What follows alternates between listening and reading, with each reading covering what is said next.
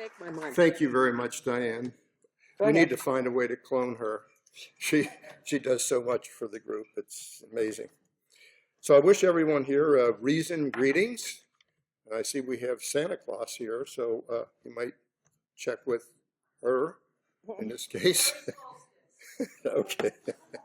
So today the title is ISIL, the Prodigal Son of Muslim Brotherhood and Salafism.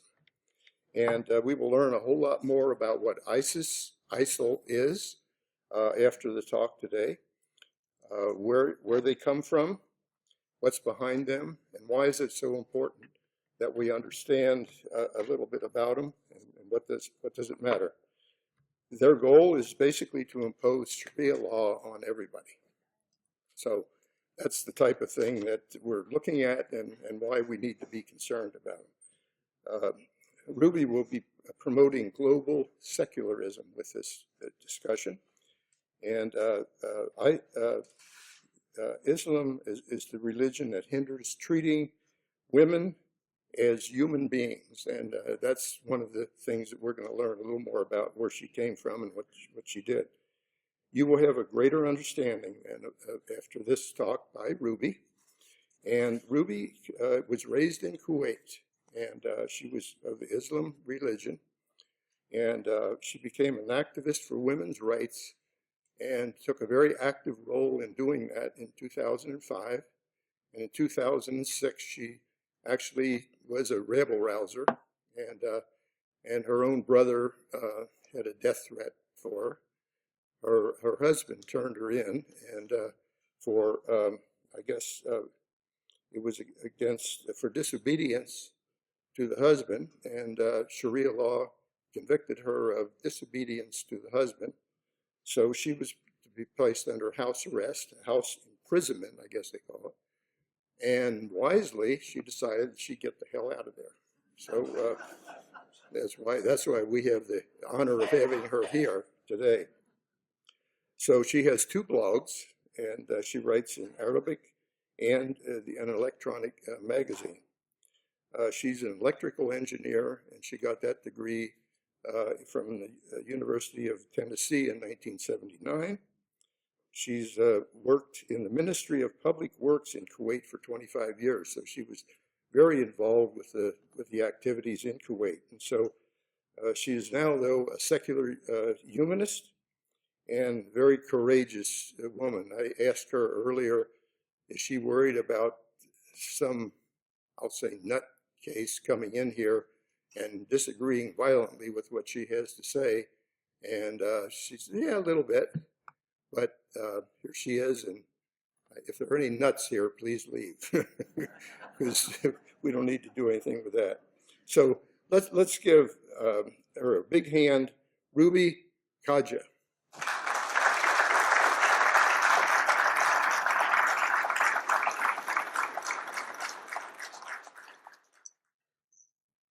Okay. Good. So the name. I titled my presentation as ISIL, the Prodigal Son of Muslim Brotherhood and Salafism. But actually the presentation, it's more deeper than that. It's more of an understanding of the Middle East, where I come from, so that there won't be this gap that I see between the two shall I say, civilization and uncivilized world. Okay, so what is ISIL? It's an acronym for the Islamic State of Iraq and the Levant. This is Levant.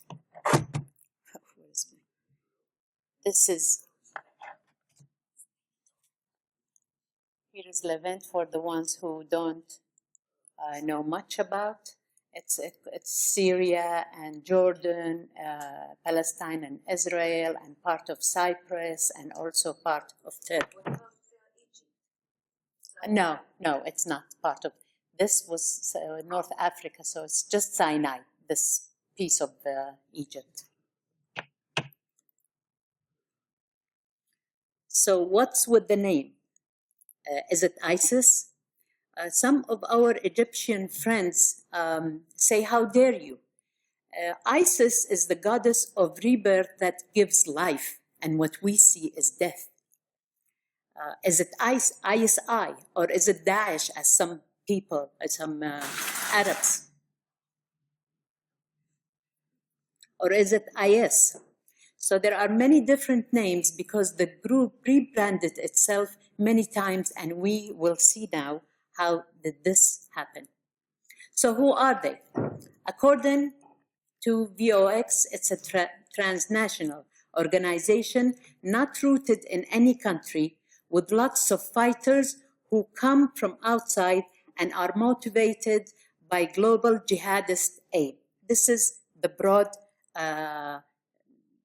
definition of ISIS. Yet we can see them right now. They are or what we know that they are concentrated here on north of Syria and north of Iraq, but ISIS actually is much more diverse than that. This is what the media want us to see, but it's not only this area. So what's their goal? To rebuild the Islamic Caliphate or world dominance and resurrect the defunct Ottoman Empire, which was reigned for 500 years, taking off where their forefathers left off and continuing their conquest to subject the world to the laws of Islam. So now it's Syria and Iraq, or it's prominent, they're prominent there. Then their midterm goal is the Islamic Empire, where they were the last Ottoman Empire, or the biggest where it reached. And these are the old names for the Caliphate, where all the Muslims conquered. This is the midterm goal. And the final goal, of course, is the dominance of the world. They want to enforce the Sharia, or the Islamic canon, according to the Salafi ideology. And we'll go now into Salafi for those who don't. Okay. The road to ISIS, the evolution of an ideology in action. How did it evolve? So let's go and take a look at history. At the dismantling of the Ottoman Empire in 1923 by imperial forces of the Entente of Britain, France, and Russia, we see new countries were created, rulers were nominated, frontiers were delineated within the dying empire by imperial and colonial powers. In 1916, Sykes-Picot-Sazonov Agreement, restricting the nomadic lifestyle in what used to be an open, uncharted land. 500 years of somnolence was replaced by turbulence. These people, their nomadic life, they were used to having no borders. And now they found themselves into divided region and having to have laws and order in each region. That's what they were not used to. And secular ideologies, with these, the West, also secular ideologies transferred to this region. Politician and warlord greeds, two opposing forces. Now, when the area was divided, you have the region tribes that wanted to be the head of each region, and others who wanted to bring the Ottoman Empire back because of their greed. They used the natural propensities of these people to build on their own agenda. So a lot of ideologies emerged. Let's look at some of the ideologies. You have emerging ideology one, which was famous as Pan-Arabism. It was a social and nationalist movement stemmed from the social ideology of its era. With the West, socialism at that time was bibbing. So this is how a nationalism as well in Russia. So this idea came into a very strong hold of Pan-Arabism. Although it was established way before the Egyptian president Jamal Abdel Nasser's reign, Pan-Arabism sprawled over the whole Middle Eastern region by him, especially during the 1950s and 1960s. This Jamal Abdel Nasser was the president of Egypt, but he wasn't content with Egypt itself. He wanted the whole Arab country to be under his reign. And that's created a problem for other smaller regions in the area who saw him as a threat. The goal was to build an anti-colonial movement by utilizing the Arabic-speaking countries by uniting all Arabic-speaking countries under one national flag, dissolving all boundaries between them. See now, the magic word here is boundaries. And that gave him popularity with Arab people.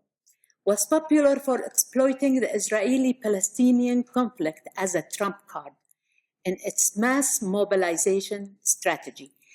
This conflict was not only created with the Sykes-Picot and the division of the region. It goes much more back into history, into actually the religious Islam and its competition with other religions of the Saudi Arabia or the Arabian Peninsula at the time. Not a secular in its essence nor theologian. A lot of people think, since it's a national and it's a social movement, it's a secular movement, but it wasn't a secular movement in a sense that his courts, for instance, were conducted under Sharia law, although not all the Sharia, the canons in Sharia, but at least the ones concerning women and the minorities. It was kind of Sharia and secular law. Actually, all those constitutions that started or the Arab constitution that started at his time, they had adopted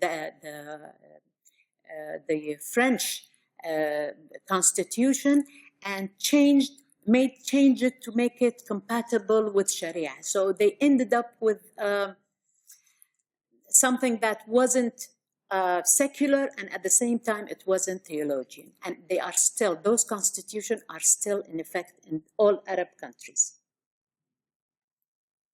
Now, emerging ideology too, this is another ideology that also was seen at the same time or emerged at the same time. Muslim Brotherhood. I'm going to call them MB here so it would be easier for me. It's a fraternity-style, discrete movement founded as an anti-colonial religio-political ideology. According to the Tharwat al-Kharbawi, a dissident former Egyptian Muslim Brotherhood leader, Muslim Brotherhood borrowed its style from fascism and Freemasonic movements of the era. This was written in his book, The Secret of the Temple. When he left Muslim Brotherhood, he wrote that book. I'm not sure if you have English version, but that was what he wrote in his book. Founded in 1928, just 5 years after the fall of Ottoman Empire by Hassan al-Banna, and concluded by his successor Sayyid Qutb in Egypt. Its seed was sowed by Muhammad Abdu. Muhammad Abdu came before these two, but he was a reformer in Al-Azhar University in Egypt, and his colleague was Jamal ad-Din al-Afghani, although his name says Afghani, but he was actually Persian, they put the Reformation together in Al-Azhar, and through Al-Afghani, who wrote a lot of books in Urdu, this ideology went to India and was spread in India by Abu al-Ala al-Mawdudi later on. So Muslim Brotherhood expanded not only in the Middle East area, also in India. What was their goal?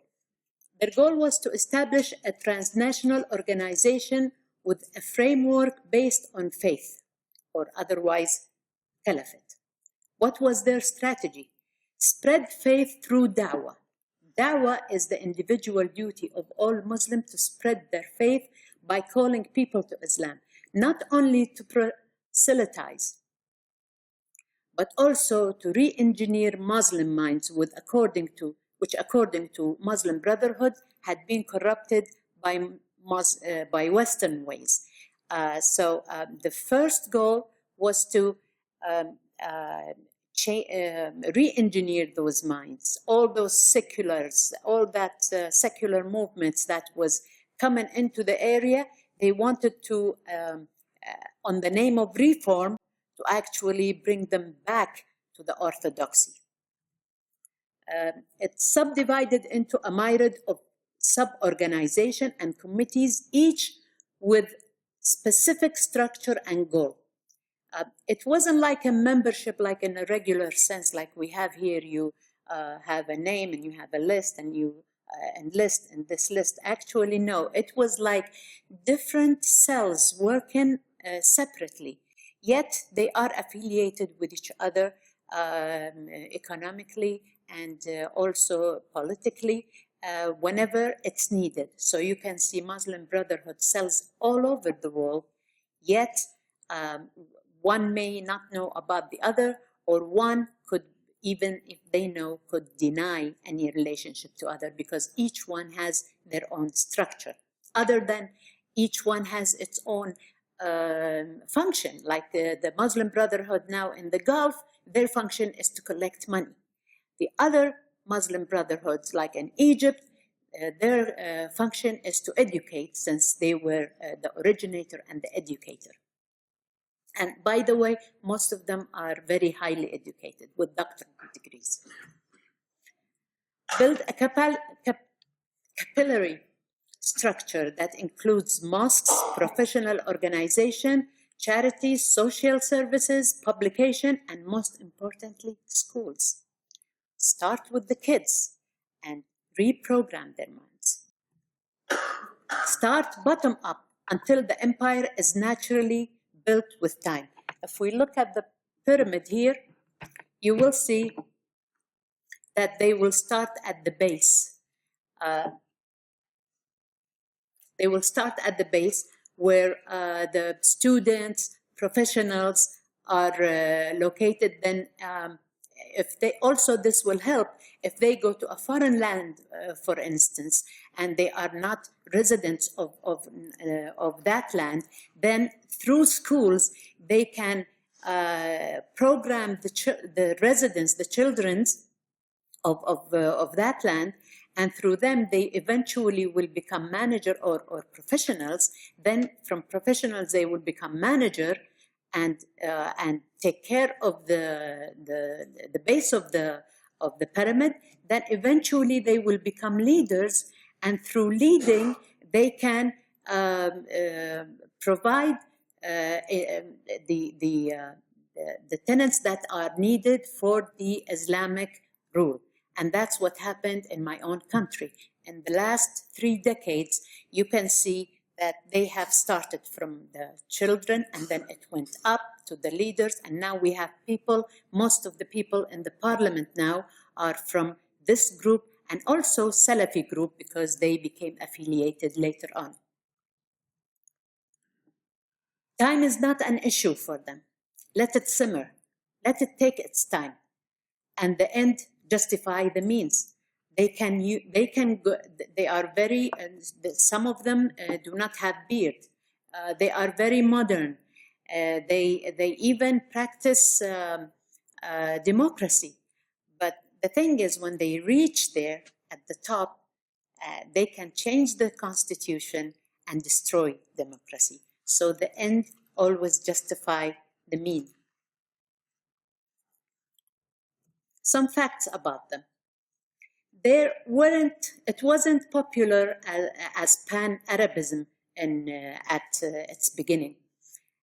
And it deviated from its slow brewing strategy, causing many troubles that escalated to Muslim Brotherhood coup attempt at 1952 and the assassination of the Egyptian Prime Minister Mahmoud al-Naqrashi, as well as the assassination of al-Banna, the founder himself. Maybe this because people were in a hurry to see the results of their organization, especially after it got more members.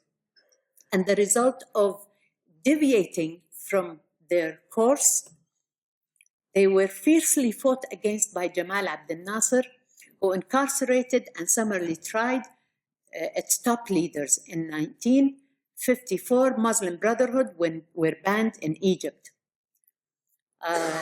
Sweeping arrests, prolonged detentions, concentration camps, summary military tribunals, and widespread torture, as quoted by Lorenzo Vidino in his book, The New Muslim Brotherhood in the West, followed. Now this will show you what will happen to a cell when you fight it. Most Muslim Brotherhood members fled and found safe haven in the GCC countries. GCC countries are the Gulf cooperation countries, which are the oil countries on the Arabian Gulf. They consist of 6, Kuwait, Saudi Arabia, Emirates, Oman, Bahrain, Qatar. Yeah. So when they were fought against in these countries, they fled mostly to all over the world, but GCC gave them safe haven to ward off the danger of pan-Arabism that was spreading in their region. Some fled to Europe and America and built empires through networks of GCC petrodollar, private as well as public funding. So you can see here in America, there is a group called CARE. These are Muslim Brotherhood, and they are very high in their liaisons with the top of the people in this country. They consider themselves the main interlocutors between the leaders of the West and the GCC country leaders. You have the other one is Tariq Ramadan, who is a Swiss writer and learned personnel and activist. He is the grandson of Hassan al-Banna, and he has, through his cell, he has a lot of activities in Europe. You also have this other guy who is considered the Pope of the Muslim Brotherhood. His name is Al-Qardawi, and you can see him a lot. And he is situated in Qatar, and until now, Qatar has backed him up. And actually, if you are familiar with Jazeera, the satellite TV, Al Jazeera is mostly dedicated for Muslim Brotherhood activities. Emerging ideology 3. Now, there were other ideologies that were emerging at the time, not as strong as the 2 that I mentioned, but because of their importance here to get us to where ISIL or ISIS come from, I will mention them here. The Arab National Group, also known as Ba'athist Social Party. It borrowed from the communist of its era, and although this is different than communism of the Arabian communism, that's totally a different thing. So founded by the Syrian activist Michel Aflaq and Salah ad-Din al-Bitar in 1947. As you see, Michel Aflaq is Christian, and Salah ad-Din al-Bitar was a Muslim. So this one was a secular movement. The goal was to espouse a unified Arab state in order to fight imperialism, or that's what they declared, and their motto was unity, liberty, and socialism. This is the important part for us now, is it found fertile grounds only in Syria and Iraq. Does that ring a bell? Now, infamous also for history replete with bloody assassination and fear incitement. Now, if you see ISIL beheading other people, this is natural in these two places, history. Famous Ba'athists were Saddam Hussein, Bashar al-Assad, and his father before him, Hafez al-Assad. All these are Ba'athist party. Now, emerging ideology 3, now we'll go into Salafism for those who are not familiar with them, or they started with Wahhabism, also known as Salafism or Ikhwan. Ikhwan means brotherhood, but it's different than Muslim Brotherhood. It is a radical Orthodox Sunni Islamic movement. It consisted mainly of the reactionaries claiming Islam reformation. Now, based on the literal interpretation of the scripture and the tradition of Muhammad handed down by Ibn Taymiyyah, he was an Orthodox, and the Hanbali school of fiqh, or Islamic jurisprudence. There are 4 schools of Islam and Sunni sect. Hanbali is the most strict, and this is where Salafism come from. Founded by the warlord jihadist Muhammad ibn Abdul Wahhab, an 18th century religious leader, and was revived in late 1912, in the Arabian Peninsula, and culminated in 1920 upon the Ottoman Empire's decline. So there are actually 3 rise of Wahhabism. It went through waves of rise and decline. The goal was to subjugate all Muslims under the power of the sword in an attempt to rebuild the Islamic Caliphate, imposing the Salafi ideology and annihilating all who they deemed dissident from Islam. Let's see some facts about Wahhabism. Although it was successful in vanquishing and at times terminating all rival tribes in the Arabian Peninsula, Wahhabism failed to spread beyond that region at its onset. And the result, a pact between Muhammad Abdul Wahhab and Muhammad ibn Saud that led to the establishment of the Kingdom of Saudi Arabia later in 1926. Before that, it was the Arabian Peninsula. After the pact that was made between Muhammad ibn Saud, who was the head of a tribe, and Muhammad Abdul Wahhab, who was a warlord, they succeeded in their unity, and with the help of the British colony, they succeeded on establishing Saudi Arabia in 1926. In this pact, it's very important now, this pact, to understand now why Saudi Arabia and not other countries. Because of this pact, the Muhammad Abdul Wahhab, which now are his descendants are in effect, they have made a pact that for you is the kingdom, for me is the sword. Leave the mind of your people to me. So they are now, Wahhabism now are the policing of Saudi Arabia. That's why you don't, you see the monarchy could have a different lifestyle than the people, because the people are kind of under the reign of Wahhabism. What did these ideology have in common? Anti-colonialism. This hatred was later extended to include capitalism, and some Arabs interpreted as the modern colonialism.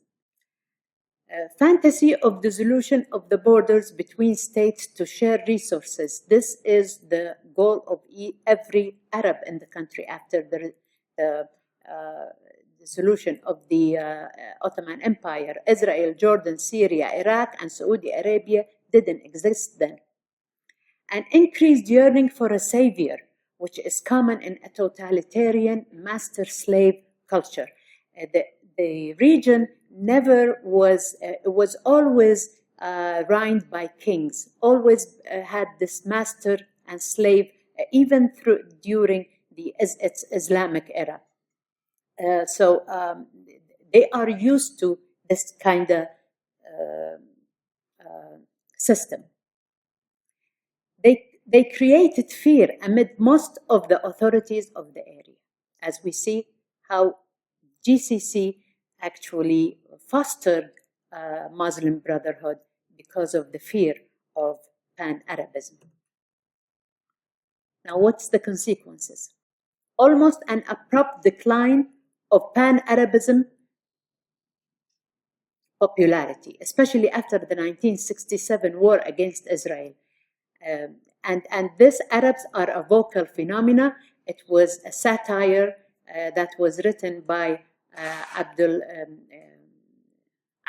Al-Qusaymi. He's a Saudi writer, and he, because of his disappointment of more than about 22 states being against one state, one country, and losing, especially after all the diatribes and the oratory show-off of the Arabs. And not only that, even at that time also, until the end of the war, which was only a 6-day war, all the Arabs thought that they were winning. And all of a sudden, they were losing. Not only losing, they were losing land, they were losing to some Syrian land, some Sinai. So gradual rise of Muslim Brotherhood, when Pan-Arabism declined, that gave, that was a gap that Muslim Brotherhood, through which Muslim Brotherhood could rise, especially in GCC countries, culminating after the Iraqi invasion of Kuwait. Now, the Iraqi invasion, if there were any Pan-Arabism left in the area, it was destroyed with the Iraqi invasion because it was an Arab country invading another Arab country. So in this murky situation, Muslim Brotherhood found an agenda. Muslim Brotherhood, who first took sanctuary in these countries, created fledgling that penetrated government sectors and eventually took leadership positions by then. Treaties between authorities and Muslim Brotherhood. Nothing defeat an ideology but a counter-ideology. All these leaders knew that to stop the wave of Pan-Arabism, of socialism, of all of nationalism, they can have pacts with religious zealots, and the most organized one at the time and still is Muslim Brotherhood. Now let's see what happened between the 70s and now. The key events. OPEC, Organization of the Petroleum Exporting Countries, a Saudi-led economic cartel formed by oil-producing countries, initiated an oil embargo against the US and other countries for their support of Israel against the Arabs in the Yom Kippur War of 1973. Up until then, the leaders were allies with the West, with the United States. On 1973, though, the Saudi King Faisal went against with the West. Let's see what that. How did he react to that? From that date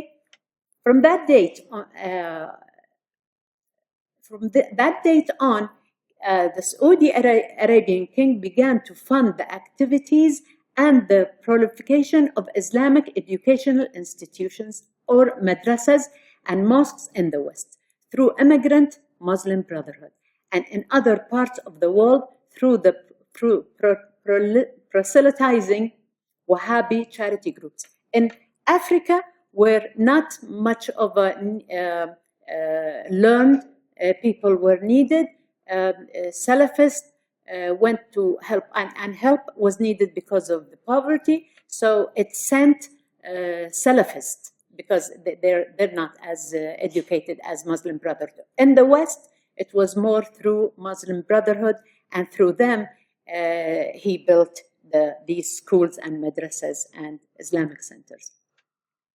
The Iranian Revolution of 1973 and the rise of the Shiite Islamic State, and a controversial effect and identity crisis. Iranian Revolution actually was the kind of watershed of this era, because it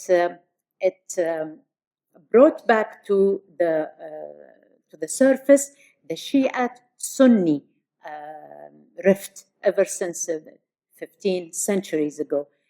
So it was before that you couldn't tell the difference. If you walk on the streets, you couldn't tell the difference between Shiite and Sunni. But after that date, you see the men and women changing their attire. Like you see here a woman, this is a Shiite, and she is only covering, not covering her face and hand. Also the old woman here.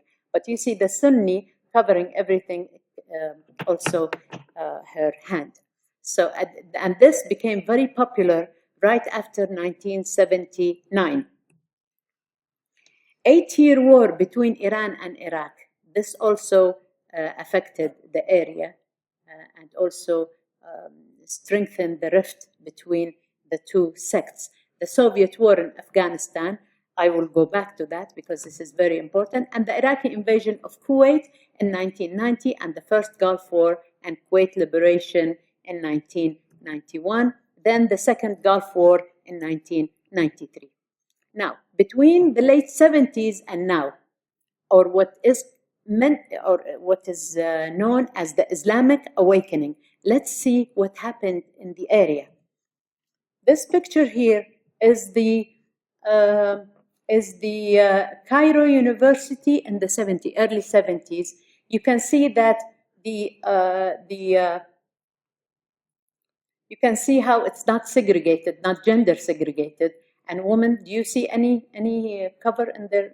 They were. If somebody looks at this just looks like any Western country or Western university at the time. Now let's see now. This is now. Look, this is even, there is no men. And women have different type of covering. Some are completely covered and some are partly covered. Let's see Kuwait. This is the university in the early 70s. Also the same, no difference, not much difference. And this is Kuwait now. This, by the way, in 1980, Kuwait was they were started with the gender segregation between the colleges. So this is only a women's college, and you can see maybe only one woman without a veil, but most of them are with the veil. This is Kabul in the 70s, and this is Kabul now.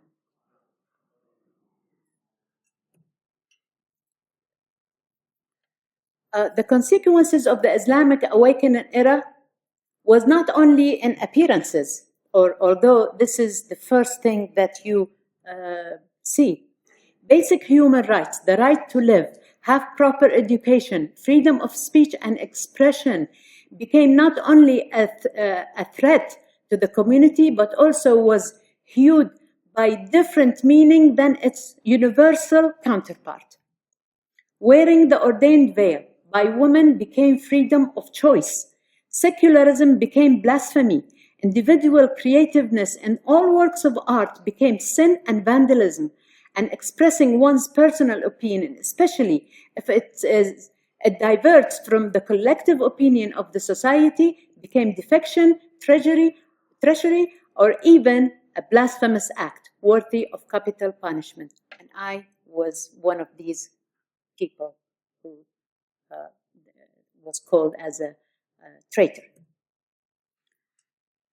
The consequences of the Islamic, let's continue. The Islamic orthodoxy indoctrination, religious sermons and diatribes, and the bloody history and dictatorship, in addition to the incapability of local governments to tackle the challenges in managing modern states, created miserable people, plagued with boredom and despair on one side of the spectrum, and opportunists quick to fish in murky waters on the other. The result is what we see today. Societies that sanctify death to the point of promoting the individual to procreate, not for the sake of promoting life, but to provide more sacrifices on the altars of belief. Parents sacrifice themselves and their offspring as shields to protect the mercenaries clothed in the garbs of religion. And instead of having Islam in service of life, as they claim to be the role of religion, they toil life in service of Islam. Let's see. Now, except when the attacker is an outsider, neither death nor torture move most Muslims. This is clearly palpable when comparing Muslim reaction to Danish cartoons' conflagration with the daily beheading of Muslims in both Syria and Iraq by ISIS. If you look at these three pictures, these two are what happened after the cartoons were out. Although this cartoon, when it came out, it was when these protests happened in the streets or violence came out, it was 2 years after the actual posting of those cartoons. What mobilized these masses are the Muslim Brotherhood, because the orator of the Danish mosque, he heard the news after 2 years, and then they started mobilizing the masses, and this is the reaction. And look, this is a shy reaction to what ISIS is doing.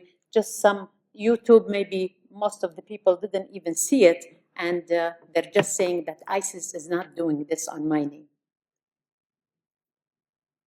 Why do these movements succeed in raising public support? Today we witness ISIS flags everywhere, networks replete with Rab'a symbol. This is Rab'a symbol. This symbol came out right after the Egyptian Muslim Brotherhood reign in Egypt. And Saddam Hussein, Bin Laden, as well as Jamal Abdel Nasser, Sayyid Qutb, and Abdul Karim Qasim before them, why are they celebrated as martyrs? And why ISIS and Muslim Brotherhood, or even Wilayat al-Faqih in Iran, or Hezbollah in Lebanon? The reason, one of the main reasons, the austere desert nomadic environment in which Muslims in general and Arabs in particular were reared enforced a social disposition to subordinate their personal interest to that of a group or a tribalism. It's a survival mechanism that makes totalitarianism to these societies come natural. It's very important to understand that so we know how to combat it. Add to that the power of canonization and legitimization of such disposition, which is inherent in the Islamic literature. This perpetual power made emulating heroes and martyrs of history a desired tenet. And that's why you have a lot of recruits when ISIS asks for help. Arab culture, on which the Islamic culture survives, is a vocal culture that can easily mobilize raid-oriented cultures of Central Asia and Eastern Europe. These areas are known for defying and bloody history and very courageous acts. So their Muslims can easily be recruited with the Arabs who are vocal. So you have two strong forces gathering. Therefore, when the Islamic awakening era came, people, regardless of their sectarial background, were naturally ready to adopt it. It restored the dignity they needed to cling on and a false hope for a better future.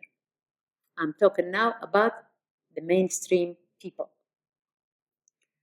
But there are important facts that we should know about Salafism and Muslim Brotherhood. What are the differences between the two? There is a natural rivalry between them. They disagree on basic things like politics, the ruler status, for instance, on modernity, etc., but agree on major issues like the status of women and the disempowerment groups, and most importantly, the rise of the Caliphate. This is an Islamic thing. It doesn't matter if it's a Salafi, if it's a Muslim Brotherhood, they agree on that. A semi-tolerance existed between them, especially after the 1979 Iranian Revolution, for the fear of exposing the Shiite revolution to the Sunni-dominated region of the Middle East, which was the lesser of, each one was the lesser of two evils. Saudi Arabian monarch power and affluence kept Muslim Brotherhood and Wahhabis in check in Saudi Arabia while helping to export it abroad. Now, let's go to the pivotal point, the Soviet war in Afghanistan, the 10-year Soviet war. It united the two arch enemies, Muslim Brotherhood members like Zawahiri, who later converted to jihadists, and Abdullah Azzam, who was a true Muslim Brotherhood member, and Salafists like Osama bin Laden. These two enemies now united against a common enemy. Kinship prevails in tribal society. Differences can wait when dealing with a common external, in this case, even an atheist enemy. Mujahideen, specifically, or especially non-African fighters, had their zenith of the time. They enjoyed world support. They recruited volunteers from all over Muslim countries who most were either unemployed or losers. Money, public or private, poured from the GCC country. Now, that was, and training and logistics provided by USA and also some funding. The aftermath was the dissolution of the Soviet Union. Can you imagine now how that boosted their sentiment? Mujahideen experienced a boost self-confidence. The creation of the it was the period of creation of the Islamic monster, resulting from the marriage of Muslim Brotherhood and Salafism. There is an expert here. Swiss authorities found a video cassette with images of 1993 trip the European MP leaders made to Afghanistan. In the tape, Mustafa Mashhour, a widely respected leader of Muslim Brotherhood, gave a speech saying, "I will assure you that as the Soviet Union has fallen, so will America and the West succumb with the help of God." This is the source. Some of the victorious Mujahideen returned to their homeland, carrying in their luggage Muslim Brotherhood organizational skills, as well as mobilization, capability, and connections, and Wahhabi orthodoxy, and American military training as well. Other Afghan veterans were dispelled as unwanted renegades from their countries to other countries, especially to the European countries, which gave them safe haven and enrolled them in their welfare programs, mostly through Muslim Brotherhood intermediaries and interlocutors. To ward off their danger, GCC, led by Saudi Arabia, provided petrodollar money to keep the Mujahideen migrants to the West occupied with da'wah in mosques, madrasas, and Islamic centers abroad. These Mujahideen, like Amr Abdurrahman, the one-eyed sheikh, maybe you've seen him in the news, exploited their new position in diaspora in the recruitment of the disaffected youth of Muslims, second-generation migrant to the West. On the 2005 London Underground bombing, the mother of one of the bombers was appalled because she was a Pakistani, and she said that she never even knew that her son was a member of such organization. In fact, she said that she came of her background, of religious background, is almost like a Sufi background. And the first Gulf War, which is 1991, or the liberation of Kuwait. The Iraqi invasion of Kuwait dissolved most of the remaining pan-Arabism remnants and provided just what the Muslim Brotherhood were waiting for, an opportunity to exploit a circumstance to their benefit. Muslim Brotherhood members, I put this in red because it's to give you some thought. Muslim Brotherhood members offered through their Kuwaiti branch during the Iraqi invasion to free Kuwait using Muslim forces without any Western intervention for $50 million, according to Saud Nasser al-Sabah, the Kuwaiti ambassador to the United States during the first Gulf War. Now, if the Muslim Brotherhood in Kuwait, who always denied any connection with other Muslim Brotherhood, now where were they going to get all these recruits and free Kuwait in no time without the help of the West? That should have been a warning sign for Kuwaitis after liberation, but apparently it wasn't.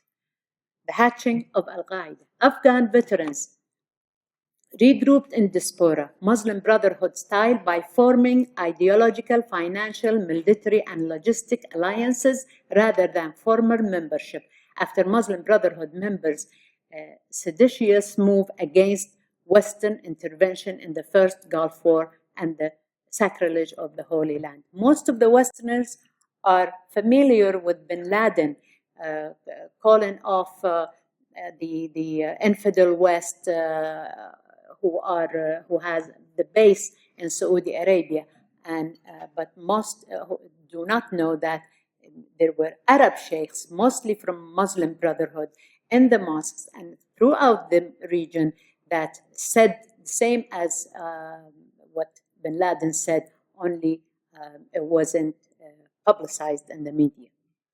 This group had its tactical mastermind and spiritual head al-Zawahiri and bin Laden, respectively, in Afghanistan-Pakistan border, and its cells all over the world, Shabab in Somalia, Boko Haram in Nigeria, etc.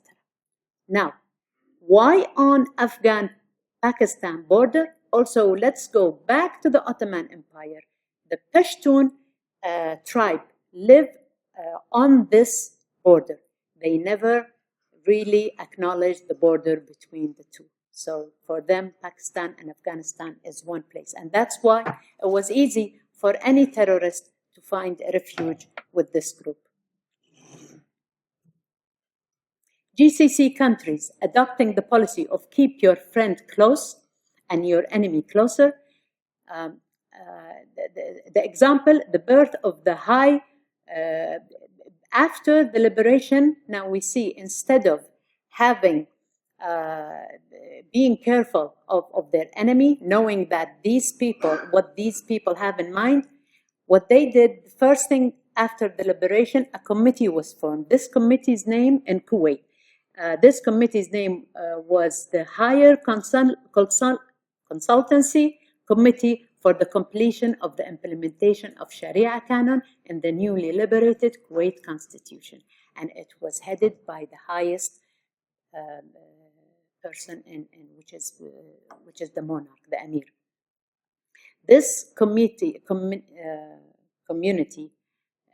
their goal was to change the half constitution to make it completely compatible with Sharia. And as a result of this, we see a lot of laws that came afterwards, like something like women that can't work after 10 o'clock, and the women can't dress like men, or in some way fighting the homosexuality in different parts of the country, and also a lot of homosexuals, or just wearing differently, like not pants for women, but a little bit of makeup or earring for a man would cause him to be criminalized. Consequences of the Second War. Now let's see, in 1993, at least 100,000 Sunni majority Saddam troops who fought an 8 war with the Iran and 7 months invasion of Kuwait suddenly found themselves not only unemployed, but also discriminated against by the new Shiite Maliki government. These renegades, who were trained by US in its program to strengthen the Maliki army of Iraq, became an easy prey for Al-Qaeda, and as an effect, moderate Sunni secular Muslims are radicalized to recapture Kuwait and avenge the West. So,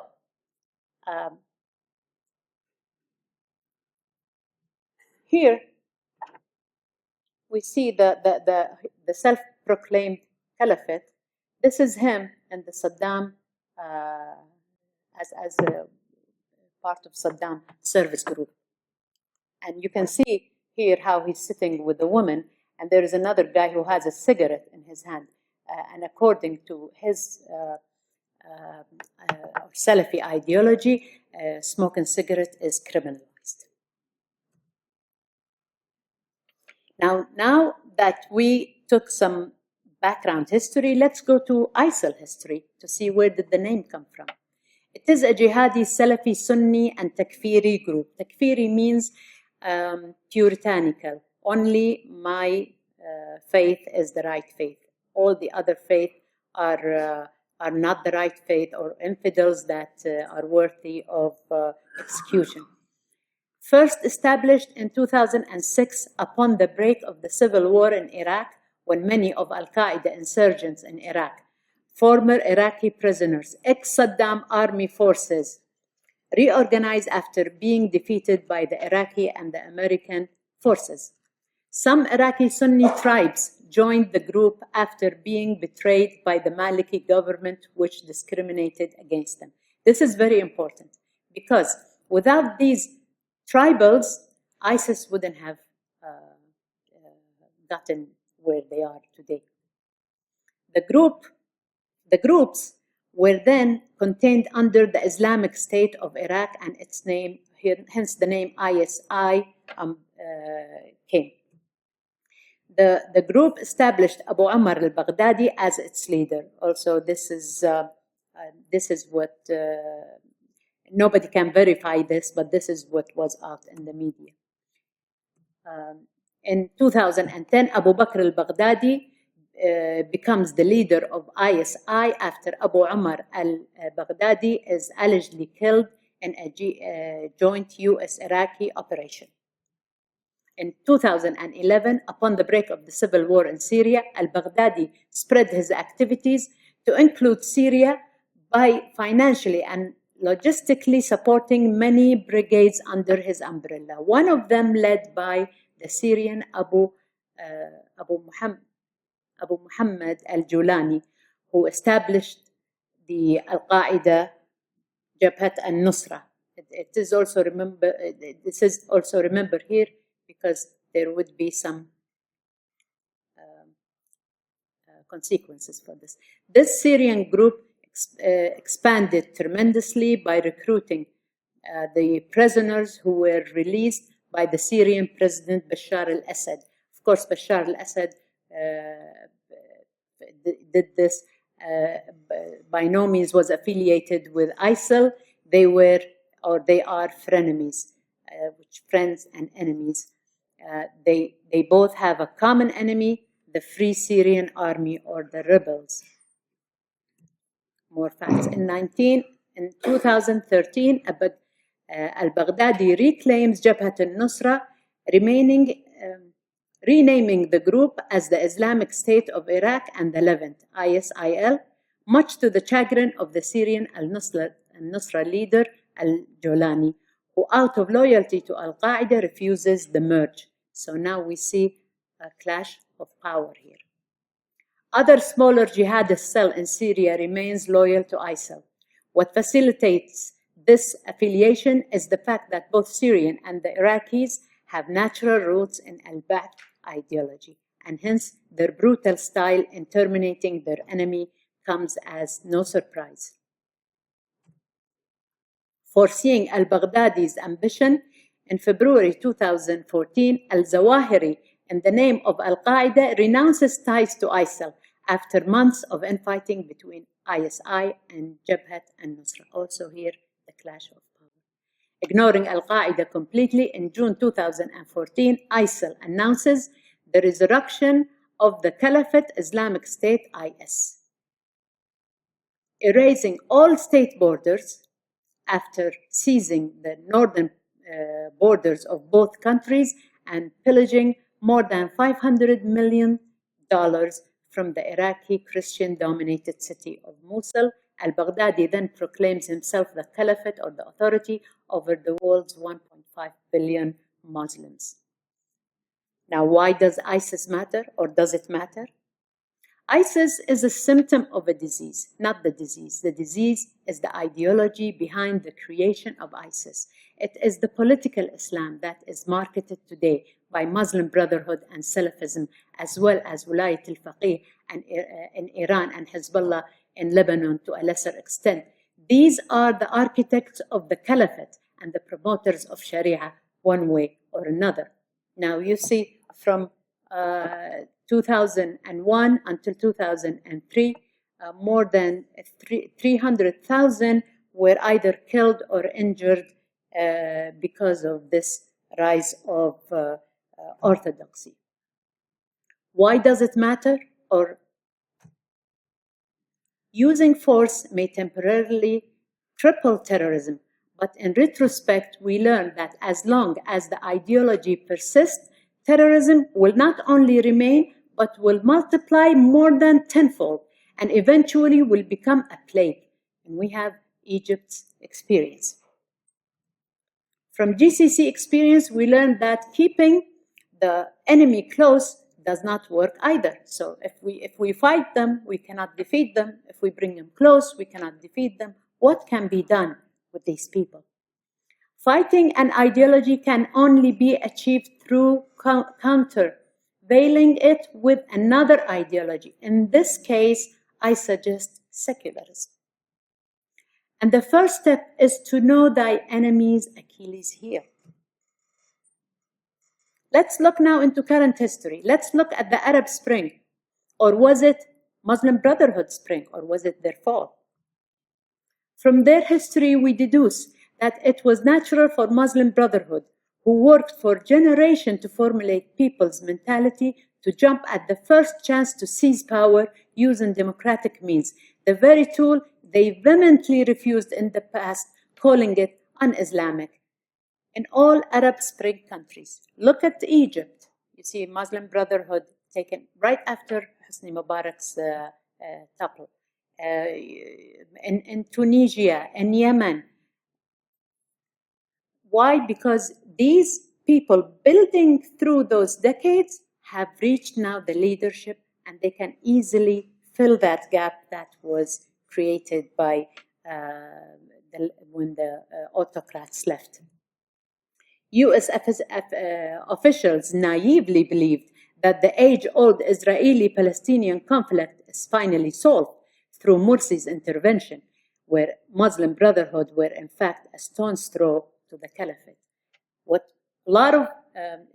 We saw how when Morsi was in power, the first conflict happened between Israel and Palestinian. Usually these conflicts do not end easily without any casualties in life or in buildings, in property. But this one took only a few days. Everybody was astonished. Oh, mercy coming. If you give Muslim Brotherhood the power, they can fast solve these kind of age-old dilemmas. But the problem, which a lot of Westerners didn't know, Morsi and his group were working on on changing the Egyptian constitution. And that's what brought the rebels against them. The cost, after enjoying a short period of triumph, Muslim Brotherhood and their affiliated group were exposed. And for the first time in their history, their administration skills were questioned and tested. It's one thing to manage generation until you reach the top to lead, but it's another thing to manage a modern state. To be able to manage modern state under Islamic law, this cannot be done. And that's where Muslim Brotherhood, when they reached the power, exposed.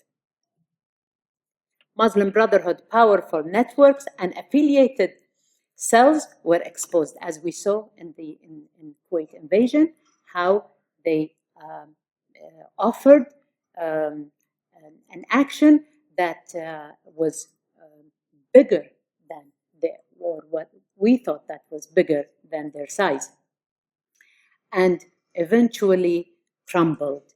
They were exposed in these areas, and people tried and now started to see the real face. It was the worst period for Muslim Brotherhood in the Muslim Brotherhood history. Morsi was abdicated in Egypt, and his Muslim Brotherhood party members were brought to courts of justice.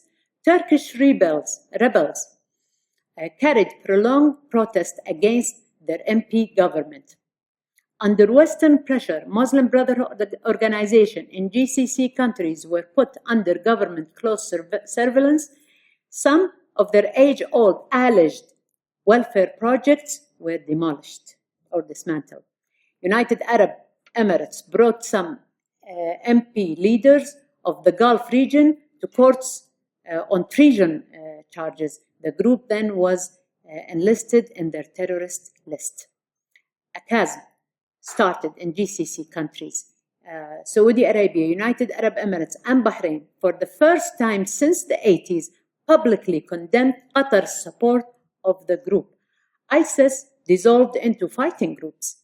This fight heightened after al-Baghdadi's self-proclamation of caliphate, an action that instigated fear in Muslim Brotherhood members who lost control over the group. Example, Turkey's Muslim Brotherhood, Erdogan, and Al Jazeera TV station. If you paid close attention before the forming of the coalition, they were mocking the United States and Obama for not taking any action. And when Obama took action, they started staggering. Al-Qaeda disowned ISIS for being a Takfiri group who kills Muslims, as if it wasn't self-accused in the past of the same indictment.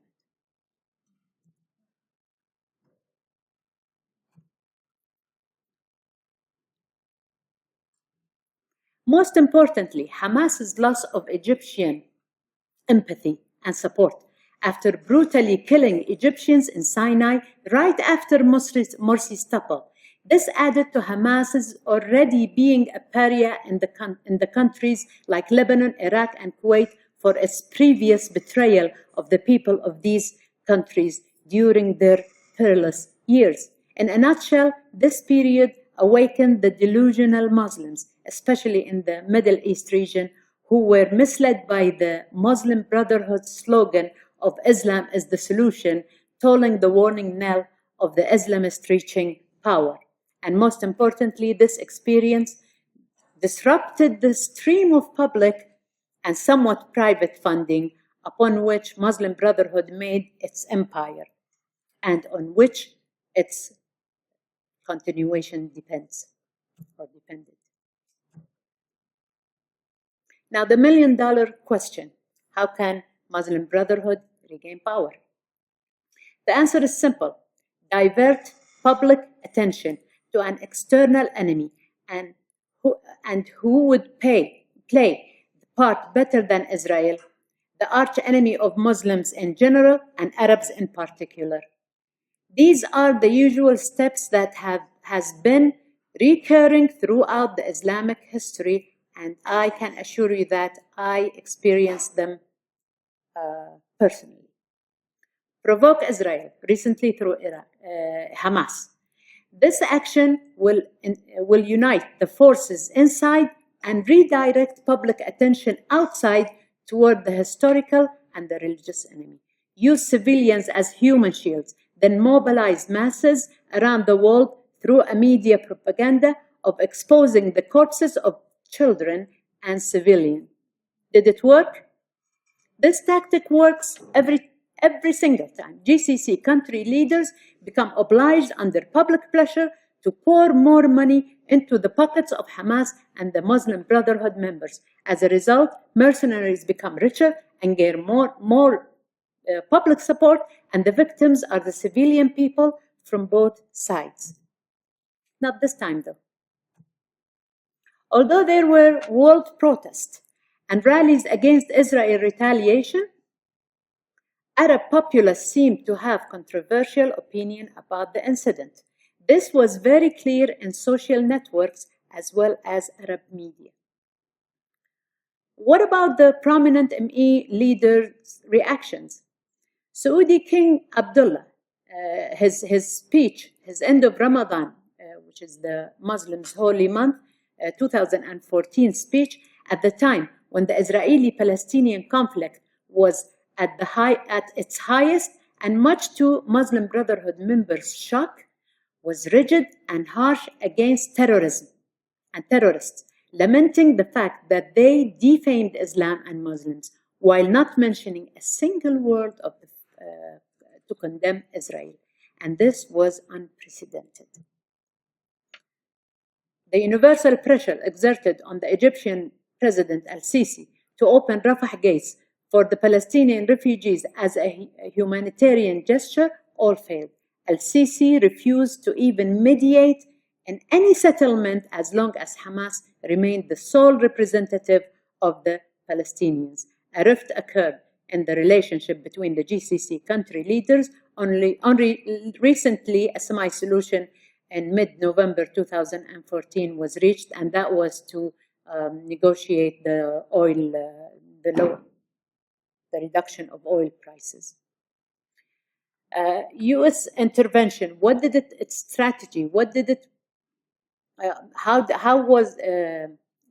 did they go about to solve this problem? The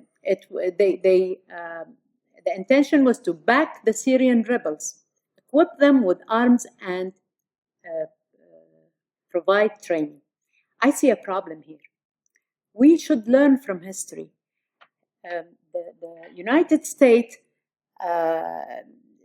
did the same with jihadists in Afghanistan, and they turned against her. And it did the same in Iraq, and they turned against her. Now, are these people different? They're no different. They're also Muslims. They are only a different group. Eliminate al-Assad after finishing off with ISIS. There's also a problem here. Let me know, is Assad worse than the Saudi king, or is he worse than ISIS? What is the United States going to do next? These people, I see a problem here because, like what happened in Egypt and in Libya and other places of these regions, also a bigger thing maybe also will happen in Syria. Fight within coalition forces, letting Iraq, Saudi, Turkish, as well as the rest of the Arab countries be the facade. This is good. This is good. You can fight, but indirectly. Let them be the facade. Do it slowly, without provoking any sentiment. Use airstrikes, no boots on the ground. This is excellent. Use diplomatic means to fight ISIS as an ideology. This is really good. Only there is one problem. I don't know what this diplomatic means, because is it the same as it used in Afghanistan? I don't see it working in Afghanistan. Is it the same that it used after Kuwait was liberated?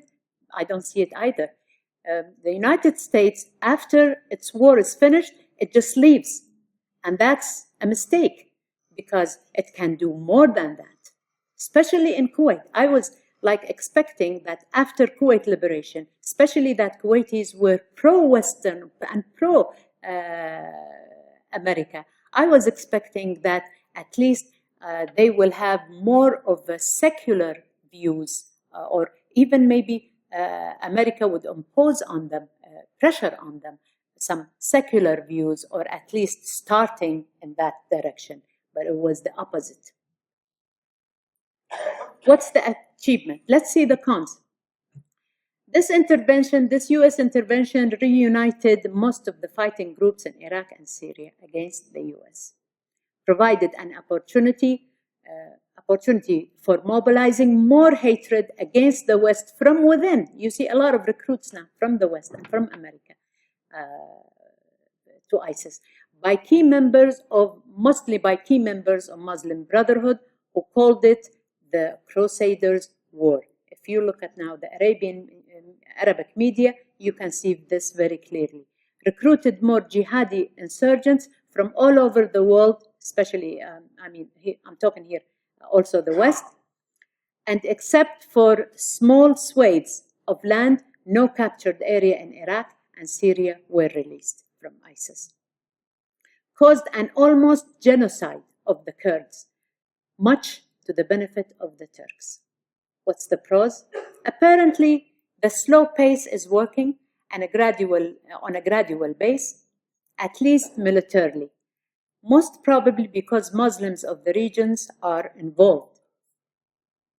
Let's study the Arab leaders and Muslim leaders. Their involvement is much more involvement is needed. They prefer not to be involved so that they can place the consequences on the West. Now, you can understand Turkey's peculiar behavior, or the two-faced reaction, and that was very clear inside this conflict. And would much rather have the Republican win the 2016 presidential elections, because the Republicans are more for war and elimination than the slow pace that Obama is taking now. Whatever the circumstances, Arabs and Muslim countries' involvement should always remain as the facade. Muslim masses can easily be mobilized, and radical groups would almost definitely reunite if the West took up fighting against ISIS alone. Now, what's the conclusion? That the reason for the imminent losing of the battle against terrorism in the long run is not for the alleged little involvement of the West, or no boot on the ground policy as publicized by the Western media. On the contrary, it is because of the Western intervention. Muslim Brotherhood wanted that all along. Me and my brother against my cousin, me and my cousin against the stranger. This is a very famous Arabic proverb that stems from the tribal kinship. Violence breeds more violence. Physical war is just another lose-lose bet. Thank you.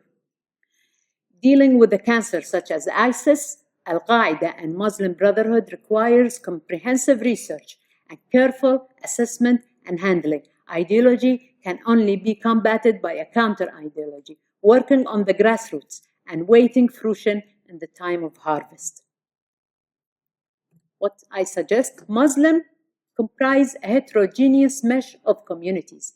They neither belong to one ethnicity nor to a single sect or cult.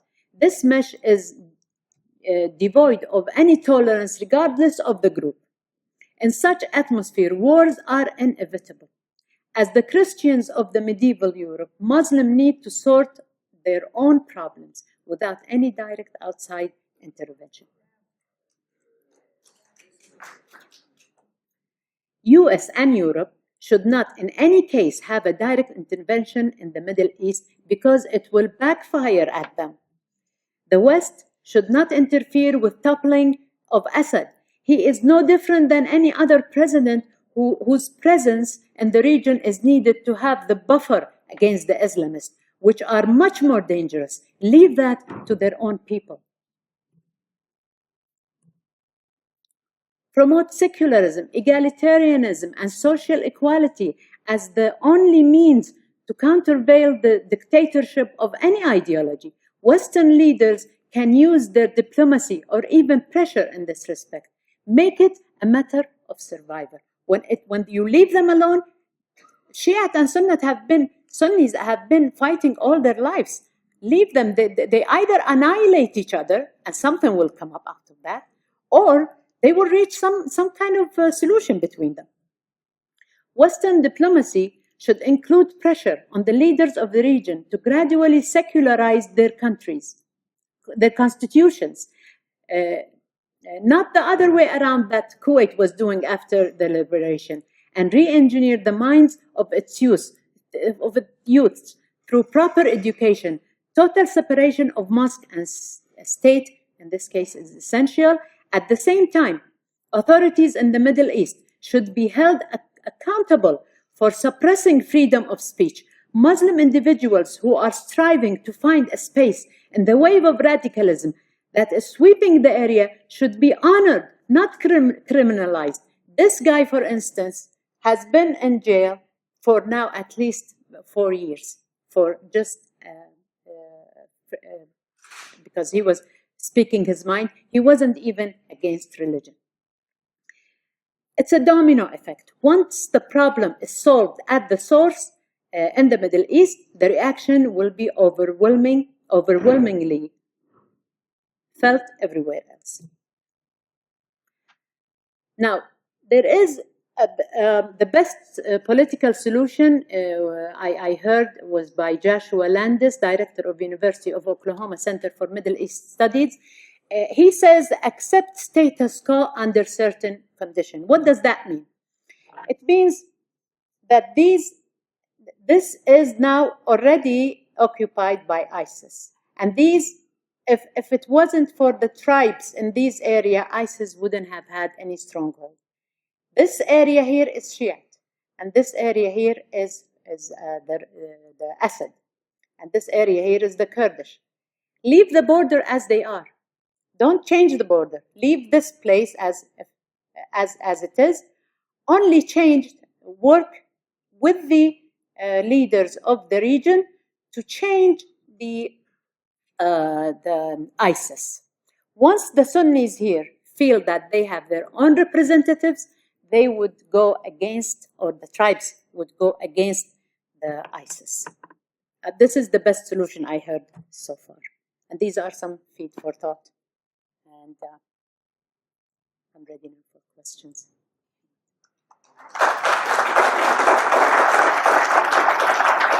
Thank you.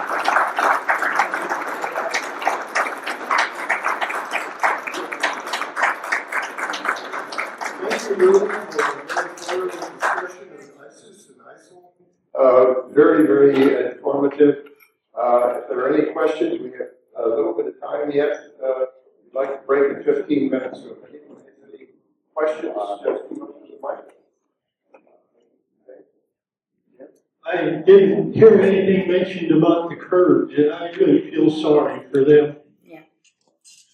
Yeah, I do too. They're our best fighters. Oh, they are women. Yeah, that's working on the border there. Yeah, they're afraid of a woman fighter. Don't they just? They've been toughened, all their history. They've been scrutinized. And rightfully so. Yeah. Okay. Do women chafe for greater freedom, or are they so afraid that they just seem to be hopeless? I'm talking about the women who actually had greater freedom at some point, but it looked like everything has been clamped down on them. Okay, that's a good question. I worked in that area for years. I worked for political rights of women as well as social. Politically, women can get their rights. I don't see any conflict in that, and women do run for that. Actually, I did this in 2005. Kuwaiti women gained the political rights to vote and to run for parliament. But when I tried to, through the organized organizations, to fight for the social rights, there was a big wall in front of me, and the wall was religion, because religion or Sharia is still practiced in these countries. Now, things like a woman having half of the inheritance of her brother, this cannot be changed. This is a religious thing. A woman cannot testify in court. Shiite woman cannot testify in court. This is built inside the religion. I'm not even talking about equal rights for salaries or even the little things. Beating women, this is inside the religion. Like if a man beats his wife, she cannot go and sue him in the courts, because all the courts are Sharia courts. There is no secular courts. So that's why women, through organizations, cannot, if they go ask for these rights, it's like they're going against the Sharia. So that's why you see a lot of educated women, yet, and they are fighting for their political rights, yet when it comes to social rights, they're hindered.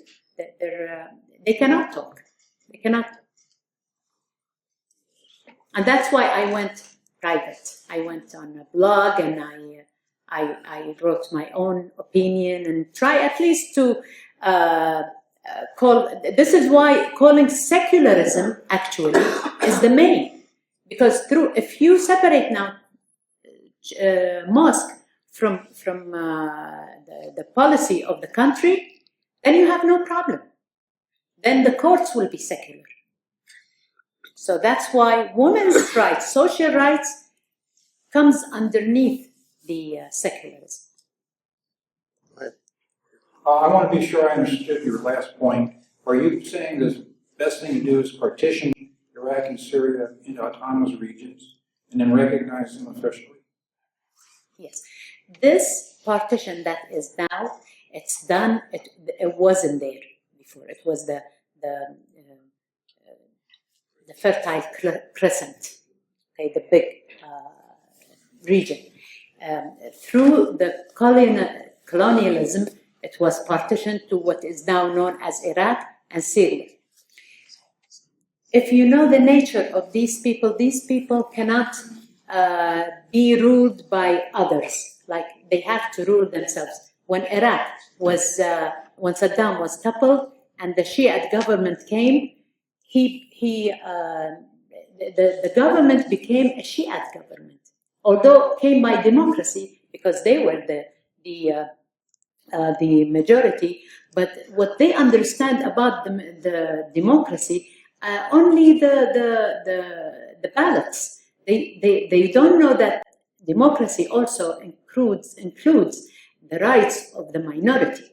So when the minorities are discriminated against, then naturally you would see people fighting.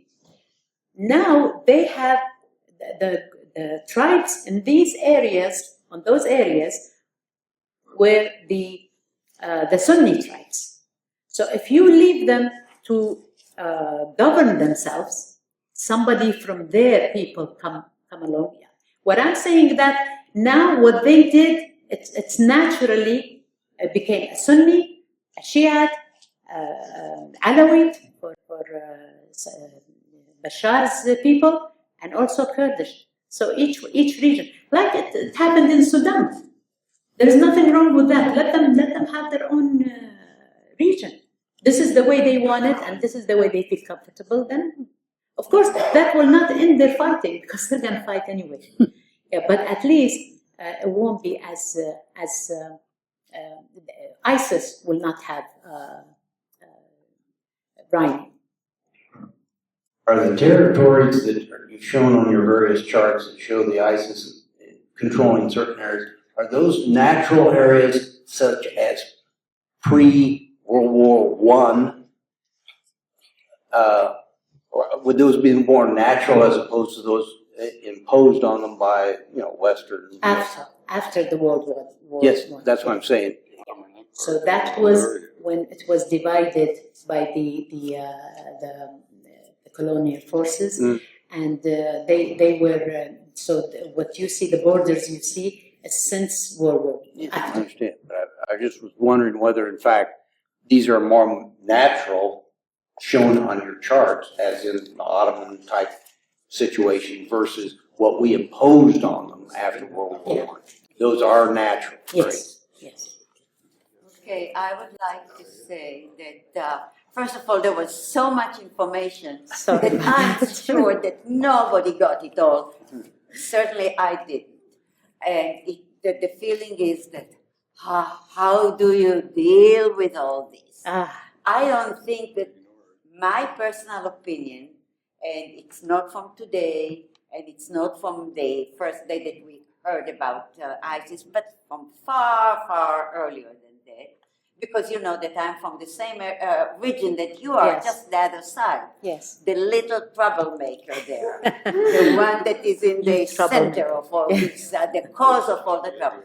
I don't think that what the United States is preaching, democracy, is of any, coming with the idea of democracy, teaching them democracy, is idiotic. When these people have democracy, they're not ready for democracy. They're not. When these people have democracy, they'll vote exactly like what happened in Egypt and in other places. They cannot, this is not it. America is not equipped to understand this stuff and to deal with it, and it should stay out of it.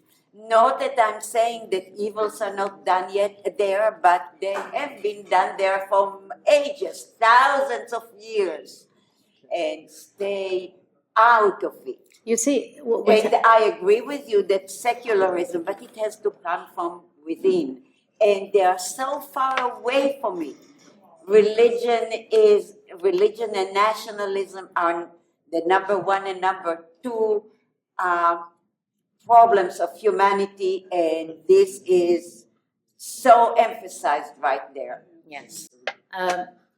I agree with you, but the secularism, I agree with you that it should come from within. It should also come from without. Because Yes. you don't live... But not democracy. Democracy in its broad meaning. Democracy cannot work without secularism. If you have secularism, if you have theologian religion and you just consider democracy as the boxes where you vote, of course not going to work because the majority are going to win and they will suppress the minorities. Now they have to be first educated about the democracy. What does democracy mean?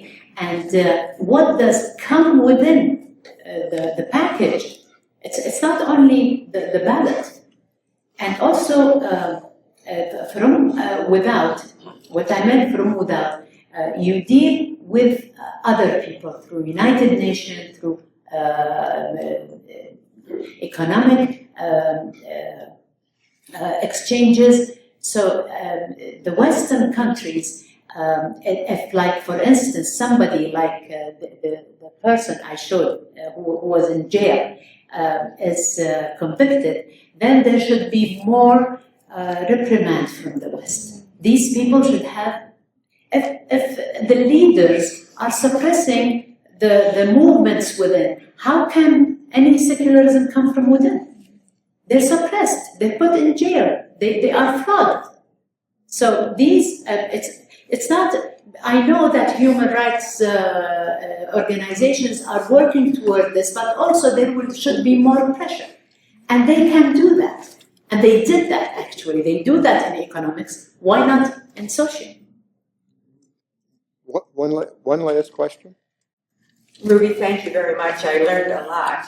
And one thing I've never had a chance to ask you is how did you, under house arrest, and how did you exactly escape or get to the United States from Kuwait after this happened to you? Okay,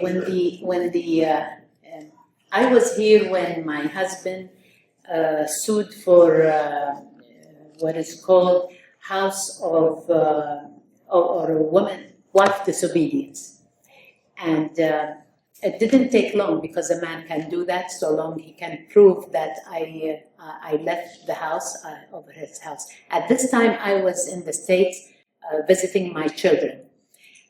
At the same time, when I came to Kuwait, after I came to Kuwait, I learned that the verdict was just out, and that I am actually, I came from the States and I had my return ticket because I wanted to go back to my kids to visit them. I wasn't going to stay here. I went, when I heard this, I already had the ticket. So, and before my name, it was just out. So before my name was on the borders, I changed my ticket to an earlier date and just fled without anybody knowing. Yeah, if I waited long enough, you see, Kuwait is a bureaucratic country. By the time the name goes to the border, it will take some time, maybe 2 weeks or 3 weeks. I didn't want to wait that long. So I changed the date of my flight and went an earlier date without anybody knowing. And when I came here, I even told them at the border, I'm not going. And this is my case. I'm here and I'm not going. I'm not leaving. So somebody drove you to the airport, or you had to get a cab? Yes, my sister did. You had My sister knew. Is this a case of religion poisoning everything? Yeah. Exactly. Let's give Ruby a Thank you.